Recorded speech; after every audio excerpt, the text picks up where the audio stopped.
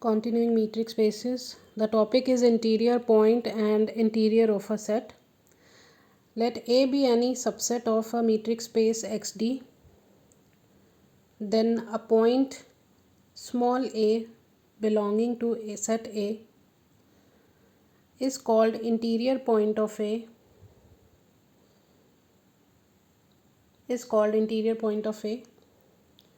If A is the center of an open sphere contained in set A. A is the center of an open sphere which is contained in set A. Means, to understand this, let's draw this. This is a metric space XD. A is any subset of metric space and small a is any point inside A. That will be called interior point if we are able to draw a open sphere which is centered at that particular point A with some radius, and that sphere is completely lying inside set A. Then we say A is the interior point of set A, right?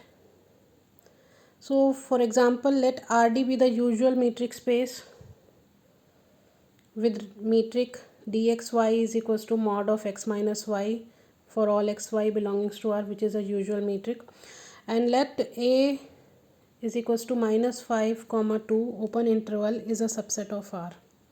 Every open interval, every closed interval, they all are subset of R. We need to take any subset, so we are considering this. And now, as by looking at set A, we know 1 is the interior point, 1 lies inside A, so we are checking for 1. A is equals to 1 is the interior point of A with respect to the given defined metric. How? Because we are able to define a open sphere contained in R which is centered at 1. So for A is equals to 1, suppose I am taking radius as half, SAR, S1 half. We know this criteria, we have discussed this earlier. This is an open interval A minus R, A plus R. So 1 minus half, 1 plus half. The interval I am getting is half and 3 by 2, which lies completely inside minus 5 comma 2. So we have got an open sphere centered in 1 contained in A. So 1 is interior point of set A. Now next is interior of a set. So for A belongings to A, if we have an open sphere centered at A with some radius contained in A, we say A is interior point. So it's clear about interior point of a set. So A naught is called interior of a set, which is basically a collection of all the interior points. Once you have found all the interior points of a set A and we have collected them as in a set, then that set is A naught. A naught contains X such that X is interior point of A. So this is interior of set A. This is basically union of all the open spheres centered at X, where X is an interior point and spheres lies inside A as per the definition of interior point. So these are the two criteria of writing definition of A naught. Theorem says if A and B are subsets of metric space XD, then these two results hold. One is A intersection B whole interior is equal to A interior intersection B interior. In case of union, only subset happens. There may or may not be equality. It's not always true. So we need to show by an example that equality is not there. We need to discuss one particular example in which equality is not there in case of union. So first of all, proving the first part. First, understand this. If we have to show equality between two sets, the criteria is X is equals to Y if and only if X is a subset of Y and Y is a subset of X. Only then the two sets are equal. So for subset, we need to take any element in set X and we need to prove that it is present in Y, and also in the same way we need to take any element in set Y and we need to prove that it is also present in X. That's why we can show that's how we can show the equality between two sets. So here two sets are these interior points in case of first I am talking about. So let X belongs to A intersection B whole interior. I need to prove that X belongs to A interior intersection B interior. So if X belongs to A union A intersection B whole interior, that simply means X is an interior point of A intersection B as per the definition. And as per the definition of interior point, there must be existing an open sphere centered at X with some radius that is contained in that particular set, which is A intersection B. Right, so this is equation number 1. Now we have proved there is a sphere SXR subset of A intersection B.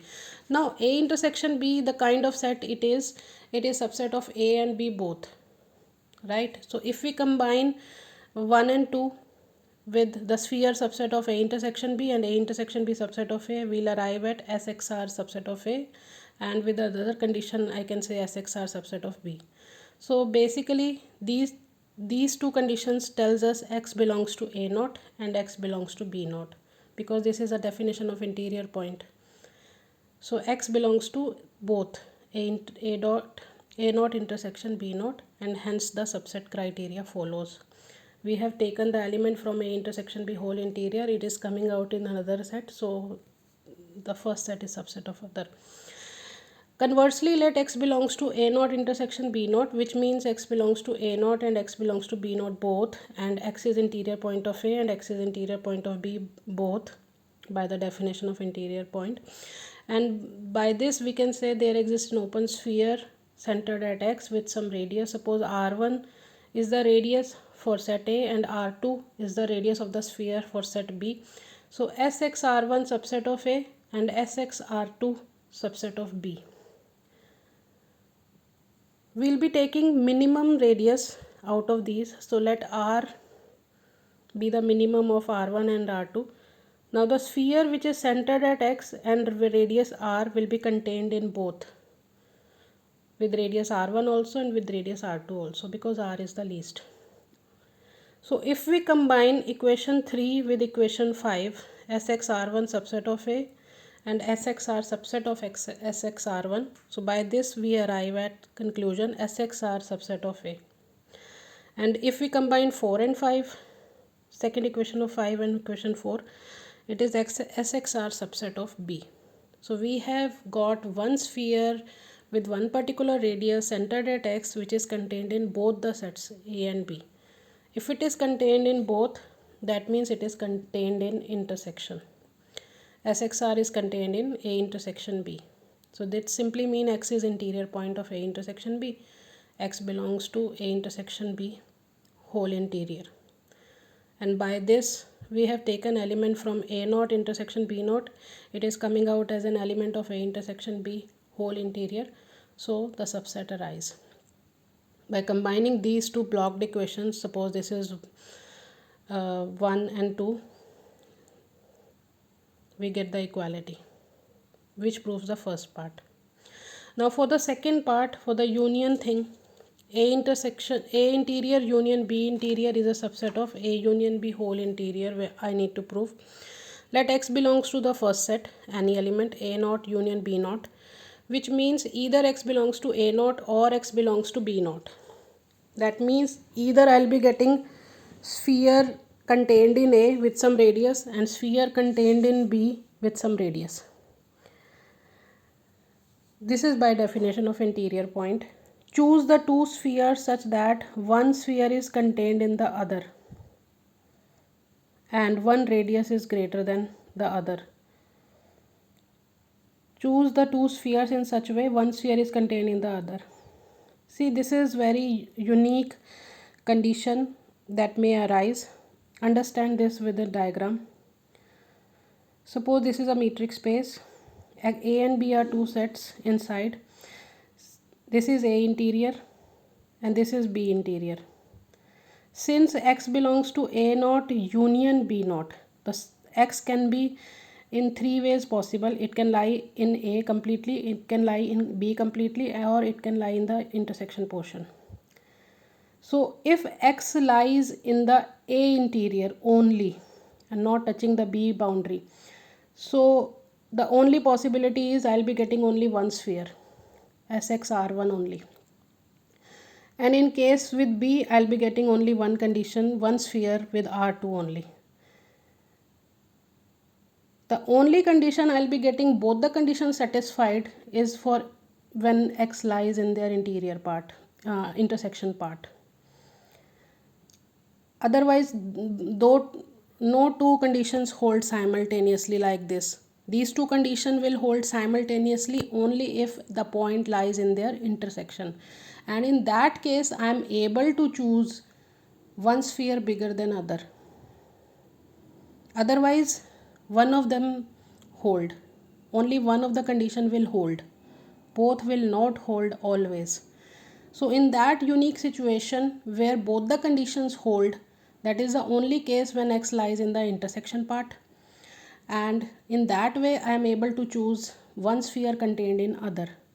So suppose R2 is greater, so sphere which is with radius R2 will be equal to the sphere SXR1 union SXR2, which is a subset of A union B, which completely gives me the idea x is interior point of A union B, x belongs to A union B whole interior, and which satisfies the subset criteria.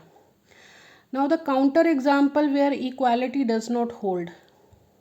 I mean, there are cases where equality may hold, but we need to find one such example where equality does not hold. So I'm choosing A as 0 to 1 close interval, B as 1 to 2 semi-open semi-close interval, A naught will be 0 to 1 open, B naught will be 1 to 2 open, and A union B here will be close interval 0 to 2, whose interior will be 0 to 2. And if I take union of A naught and B naught, I'll be getting 0 to 2 minus 1. 1 is not included here, but in union whole interior 1 is included. So that's why they are not equal.